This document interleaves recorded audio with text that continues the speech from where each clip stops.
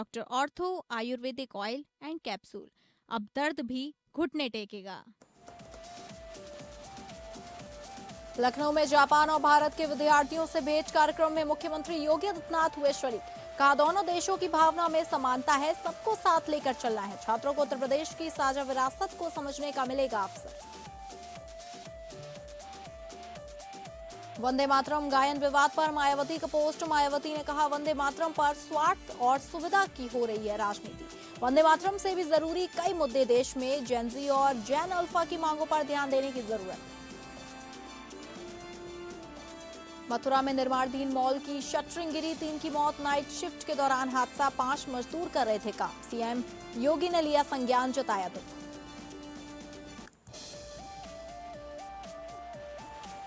नमस्कार, बड़े अलर्ट के साथ मैं हूं डॉक्टर प्रसून। अब साफ हो गया है कि इस्लामिक नाटो यानी सऊदी अरब, पाकिस्तान और तुर्की का हालिया रक्षा समझौता केवल एक नया सैन्य गुट नहीं बल्कि भारत की सुरक्षा के लिए भी एक सीधा और गंभीर अलार्म है। इसे अंतर्राष्ट्रीय स्तर पर इस्लामिक नाटो कहा जा रहा है, लेकिन भारत के लिए यह बड़ा और खतरनाक झटका है, जिसके कारण बांग्लादेश की ओर से जो इसमें शामिल होने की तैयारी में है, एक नया थ्रेट पैदा हो गया है। इस गठजोड़ में बांग्लादेश के शामिल होने का मंसूबा यह साफ करता है कि नई दिल्ली को अब इस बहुआयामी सैन्य घेराबंदी में फंसाने की सोची समझी बिसात बिछाई जा रही है। आपको बता दें कि मक्का समझौते के इस गठजोड़ में भारत के पूर्वी पड़ोसी बांग्लादेश के शामिल होने का मंसूबा अब स्पष्ट करता है कि नई दिल्ली को अब एक बहुआयामी सैन्य घेरेबंदी में फंसाने की सोची समझी बिछाई जा रही है। अब तक भारत को केवल पश्चिमी यानी पाकिस्तान और उत्तरी यानी चीन की सीमा पर दो तरफा खतरे का सामना करना पड़ता था, यानी अगर युद्ध की स्थिति बनती थी तो 2 फ्रंट वॉर का कंडीशन बनता था। लेकिन अब यदि बांग्लादेश भी इस सैन्य धुरी में शामिल होता है तो भारत अपनी पूर्वी सीमा पर भी सीधे सैन्य दबाव में आ जाएगा। बांग्लादेश का किसी भी भारत विरोधी सैन्य गठबंधन का हिस्सा बनना पूर्वोत्तर राज्यों को जोड़ने वाले हमारे संवेदनशील सिलीगुड़ी कॉरिडोर की सुरक्षा के लिए भी सीधा सिरदर्द बन जाएगा।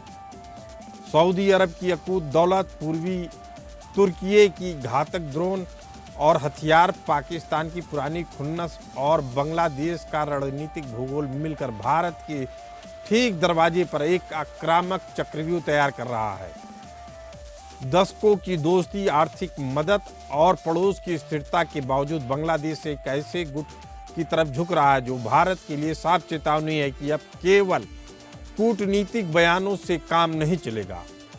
रणनीतिकारों की सलाह है कि यदि भारत ने अपनी सीमाओं की चौकसी, हिंद महासागर में सैन्य पकड़ और अपनी विदेश नीति को तुरंत सख्त और आक्रामक नहीं बनाया तो यह गठबंधन आने वाले समय में देश की संप्रभुता को सीधे चुनौती देगा।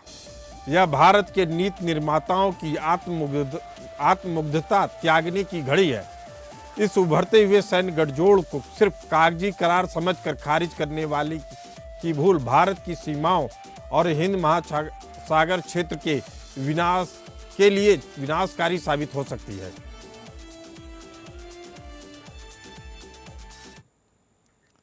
सऊदी अरब, पाकिस्तान, तुर्की के बीच हाल में हुआ त्रिपक्षीय सैन्य समझौता भारत के लिए महज एक कूटनीतिक हलचल नहीं बल्कि राष्ट्रीय सुरक्षा के क्षितिज पर सीधे तौर पर मंडराता हुआ एक खुला भू राजनीतिक खतरा है। अंतर्राष्ट्रीय गलियारों में इसे इस्लामिक नाटो की संज्ञा दी जाती है। यह कदम भारत की मिडिल ईस्ट पॉलिसी के लिए भी एक बड़ा सबक है कि भारी व्यापारिक और रणनीतिक निवेश के बावजूद निर्णायक सैन्य गठबंधनों के समय इस्लामिक पहचान और पारंपरिक सामरिक समीकरण भारतीय हितों पर भारी पड़ सकते हैं। आपको बता दें कि सऊदी अरब, पाकिस्तान और तुर्की के बीच हुआ मक्का ज्वाइंट डिफेंस एग्रीमेंट भारत के पश्चिमी मोर्चे को जटिल बनाता चला जा रहा है। यह नाटो के आर्टिकल 5 की तर्ज पर काम करता है, जहां किसी एक पर हमला बाकी सारे देशों पर हमला माना जाएगा जो इस गठबंधन में हैं। सऊदी अरब की असीमित वित्तीय ताकत, तुर्की की अत्याधुनिक रक्षा और ड्रोन तकनीक और पाकिस्तान की भारत विरोधी सामरिक हताशा जब एक साथ मंच पर आते हैं तो इसका सीधा निशाना क्षेत्रीय शक्ति संतुलन को ध्वस्त करना है।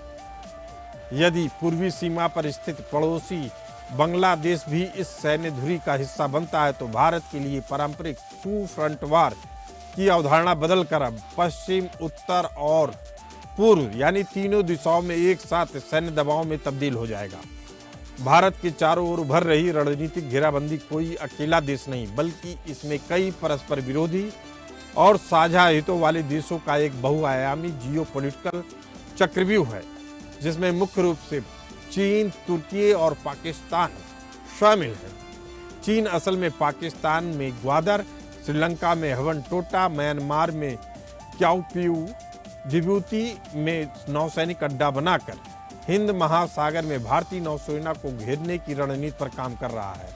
हालांकि भारत इस घेराबंदी को तोड़ने के लिए बहुस्तरीय रक्षा सिद्धांत पर काम कर रहा है, जिसके कारण क्वाड और I2U2 के जरिए अमेरिका, जापान, ऑस्ट्रेलिया के साथ इंडो पैसिफिक में और UAE, इजरायल के साथ पश्चिम एशिया में रणनीतिक संतुलन बना रहा है। गठबंधन अंडमान निकोबार कमांड का सुदृढ़ीकरण करके मलक्का जलडमरू मध्य पर नियंत्रण मजबूत किया है भारत ने, जिससे चीनी ऊर्जा आपूर्ति पर भारत को रणनीतिक लाभ मिलता रहे। इसी तरह से फ्रांस, ग्रीस, अर्मेनिया जो तुर्की का प्रतिद्वंदी है और मिस्र के साथ सैन्य और रक्षा तकनीक गठजोड़ को तेजी से मजबूत करके तुर्कियों को बैकफुट पर ले जाने का काम किया जा रहा है।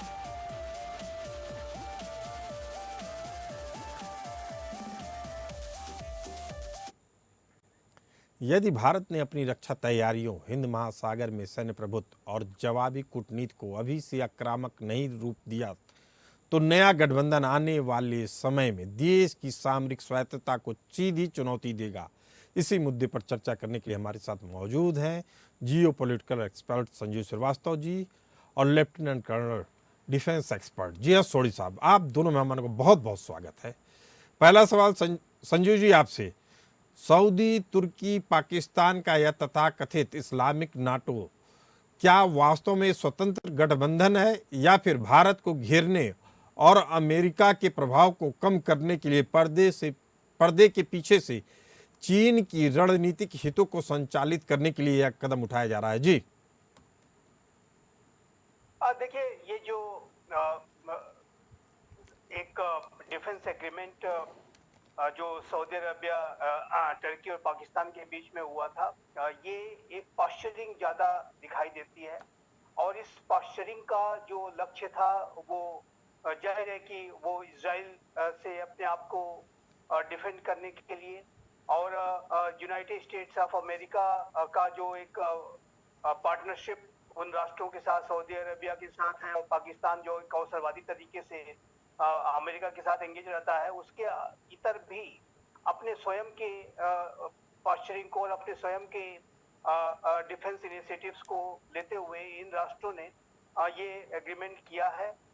लेकिन मैं इसको इस्लामिक नाटो नहीं कहूँगा, क्योंकि इस्लामिक जो वर्ल्ड है उसमें सिया सुन्नी दोनों आते हैं और इसमें जाहिर है कि ये जो ईरानियन जो थ्रेट है, जो ईरान के संदर्भ में जो ये पूरी जो वेस्ट एशिया की जो क्राइसिस है उसको भी डील करने के उद्देश्य से इसको सऊदी अरबिया जैसे राष्ट्र ने इसका इनिशिएटिव लिया, उसमें ज्वाइन किया है।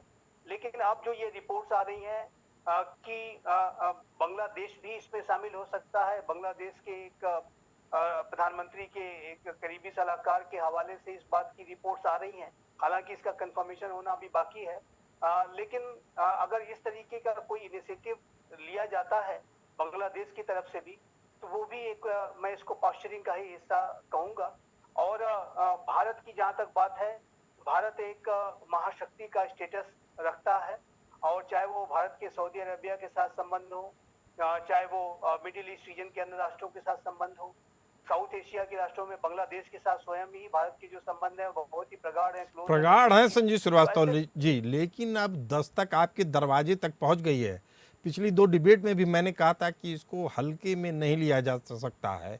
असल में यह घेराबंदी अब भारत के दरवाजे तक पहुंच चुकी है। डिफेंस एक्सपर्ट लेफ्टिनेंट कर्नल जी सोढ़ी साहब हमारे साथ मौजूद हैं। मालदीव, नेपाल और बांग्लादेश में बदलती राजनीतिक रुख को देखते हुए क्या भारत को अपने पड़ोसियों के प्रति केवल आर्थिक सहायता की नीति से आगे बढ़कर अधिक आक्रामक सामरिक और खुफिया डिटेरेंस की रणनीति अपनाने की जरूरत है?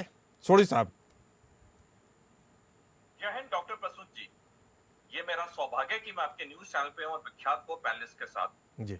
पिछले साल 4 अगस्त को लेफ्टिनेंट जनरल इफ्तिकार अहमद चौधरी, जो कि पाकिस्तान के डीजी आईएसपीआर है, उसने बयान दिया था, we'll start from the east, हम पूर्व से शुरू करेंगे।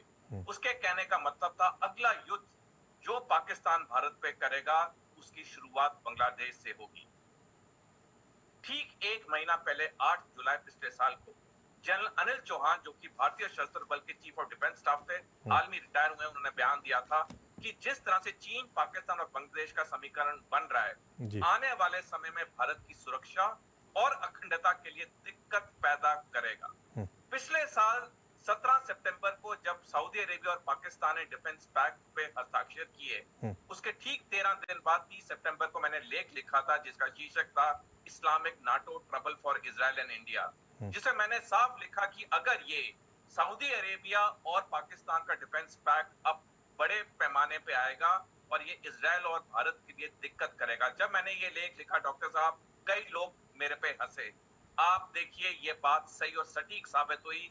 आज इस्लामिक नाटो बन चुका है और अब बांग्लादेश और मिस्र भी इस इस्लामिक नाटो को ज्वाइन करने के लिए बिल्कुल तैयार हैं। सोढ़ी साहब, आपकी बात को मैं भी सेकंड करता हूं। हमारे यहाँ 2 बार डिबेट में इसी विषय पर लिया गया कि क्या इस्लामिक नाटो अब वास्तविकता बन चुकी है। तो हाँ, अब बन चुकी है वास्तविकता। लेकिन एक और बड़ा सवाल है इसी सवाल से जुड़ा हुआ कि भारतीय सेना के लिए सिलीगुड़ी कॉरिडोर, जिसको चिकन नेक बोलते हैं, पूर्वोत्तर राज्यों की सुरक्षा के लिहाज से क्या वास्तविक ऑपरेशन चुनौतियां सॉल्व कर ली गई हैं या अभी भी बची हुई हैं? सोढ़ी साहब। डॉक्टर साहब, 1947 के बाद भारत की अगर सबसे बड़ी चुनौती है जो कि बिल्कुल होराइजन पे है या सामने दरवाजे पे खड़ी है, वो है 3 फ्रंट वॉर, जो चीन, पाकिस्तान और बांग्लादेश के साथ होगी। बेशक बांग्लादेश सैनिक तौर पे भारत के ऊपर मोर्चा खोले ना खोले, हमें उसके लिए तैयारी करनी होगी, जो हमने 5 अगस्त 2024 से पहले नहीं की थी, क्योंकि तब तक हमें यकीन था कि बांग्लादेश भूटान की तरह हमारा अटूट मित्र है। लेकिन सब कुछ समीकरण बदल चुका है। आज हमारे सामने 3 फ्रंट वॉर की बड़ी चुनौती है और अगर आज की तारीख में हम देखें, चीन हमसे 30 साल आगे सैनिक तैयारी में।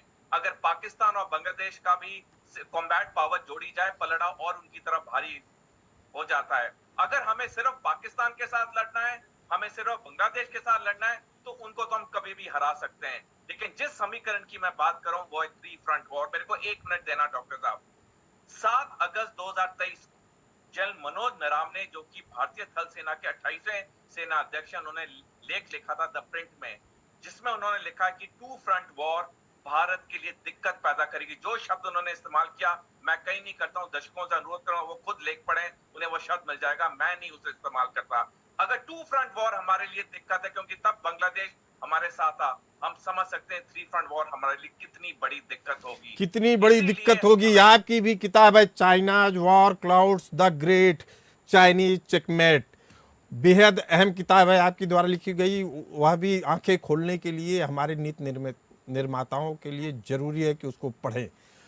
इस पर हमारी चर्चा जारी रहेगी। आप दोनों बने रहिए हमारे साथ। चर्चा कर रहे हैं इस्लामिक नाटो की, जिसमें अब एंट्री होने वाली है बांग्लादेश की, जिसके बाद बवाल मचा हुआ है। इसी मुद्दे पर चर्चा करने के लिए हमारे साथ मौजूद हैं geopolitical expert Sanjeev Srivastava ji और लेफ्टिनेंट कर्नल जे.एस. सोढ़ी साहब। संजीव श्रीवास्तव जी, पाकिस्तान की असुरक्षा और तुर्की की महत्वाकांक्षा तो समझ में आती है, लेकिन सऊदी अरब का षड्यंत्रकारी पाकिस्तान और तुर्की सैन्य धुरी में शामिल होना क्या भारत की मिडिल ईस्ट पॉलिसी के लिए एक बड़ा झटका है? देखिए प्रसून जी, ये जो नेटो की जब हम बात करते हैं तो नेटो में एक कलेक्टिव डिफेंस का प्रावधान है। आर्टिकल 5 है नेटो का, जिसमें कि ये है कि अगर किसी पर हमला हुआ तो फिर वो एक ऑटोमेटिक उसका जो एक जो रिस्पांस है वो नेटो को करना होगा। क्या इस तरीके का कोई प्रोविजन अभी तक इस एग्रीमेंट में दिखता है। मेरे असेसमेंट के मुताबिक अभी इसमें कोई ऐसी क्लैरिटी नहीं है क्या जो पाकिस्तान का जो न्यूक्लियर वेपन है वो सऊदी अरबिया और टर्की के लिए एक न्यूक्लियर अम्ब्रेला का काम करेगा। क्या इस बात को मान लें अगर इसको हम नेटो कह रहे हैं। और जो जिस तरीके का ये नेटो से इसकी तुलना की जा रही है, इस्लामिक नेटो कहा जा रहा है, उसमें जो इस्लाम में तो शिया और सुन्नी दोनों आते हैं, क्या ईरान भी उसको ज्वाइन कर सकता है? क्या जो मिडिल ईस्ट रीजन के जो आपसी जो संजय जी, conflicts हैं, विषय जो केवल इतना है कि तुर्की अब भारत विरोधी झंडा उठा चुका है। पाकिस्तान पहले से झंडा उठाया हुआ था, उसमें सऊदी अरब की एंट्री हो जाती है। सऊदी अरब भारत का मित्र देश माना जाता है, भारत के लिए झटका तो है ही। बांग्लादेश भी, जो अभी तक गुपचुप तरीके से भले से मदद करता हो पाकिस्तान की, इस विद्रोह के बाद जो हालिया बांग्लादेश में हुआ, लेकिन कभी खुल के नहीं आए थे। इस तरह के गठबंधन से एक बात तो साफ है कि यह देश असल में भारत की घेराबंदी कायदे से कर रहे हैं, वह भी इस्लाम के नाम पे। जी संजू जी।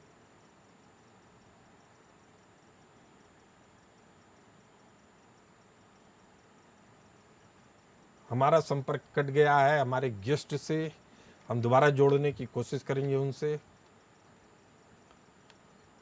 आपको बता दें कि जो हालिया गठबंधन है, इसने एक बात तो साबित कर दिया है कि अमेरिकी पूरे घटनाक्रम को अमेरिकी राष्ट्रपति किस दृष्टिकोण से देख रहे हैं। उन्होंने भी हालांकि इस गठजोड़ को अपनी बधाई दे दी है, पहले ही दे दी है, लेकिन जो सामरिक विशेषज्ञ हैं, रणनीतिक विशेषज्ञ हैं, वह मानते हैं कि असल में सऊदी अरब को इन्होंने तंज कसा था और इस तंज कसने की दिशा में ही ट्रंप ने सऊदी अरब को, तुर्की को और पाकिस्तान को बधाई दी थी। असल में यह गठबंधन केवल भारत के खिलाफ ही नहीं है, बल्कि अमेरिका के उस दबदबे को कम करने की पहली कोशिश है, जिसके कारण यह देश अभी कुछ समय से, ईरान युद्ध के समय से असहज महसूस कर रहे हैं। संभावित इस्लामिक नाटो गठबंधन भारत के पारंपरिक सैन्य संतुलन को काफी हद तक प्रभावित करने लगा है, जबकि अभी बांग्लादेश की एंट्री नहीं हुई है। बांग्लादेश की एंट्री होती है तो उसमें साफ हो जाए कि आने वाले समय में अगर गठबंधन हो रहा है तो भारत के लिए अब केवल वन फ्रंट वॉर नहीं होगा, टू फ्रंट वॉर नहीं होगा, बल्कि मल्टीपोलर वॉर की शुरुआत होगी, जिसके बाद भारत को इसकी बड़ी कीमत चुकानी पड़ सकती है। आपको बता दें कि अगर मान लिया जाए कि इस जियोपॉलिटिकल सिचुएशन को देखते हैं तो साफ है कि अब यह जो नापाक गठबंधन बनाया जा रहा है, उसके पीछे कहीं न कहीं उनका निशाना भारत है और भारत को यह चीज बेहद ही भारी पड़ेगी अगर भारत ने इसे गंभीरता से नहीं लिया तो। और आपको बता दें कि भारत इस पूरे मामले को लेकर बेहद ही गंभीर है। उसको मालूम है कि अगर अब वह अलर्ट नहीं हुआ और अपनी नीतियों को आक्रामक नहीं बनाया तो अब खतरा उसके घर की दस्तक पे हो चुका है और आने वाले समय में उसको भारी नुकसान उठाना पड़ेगा।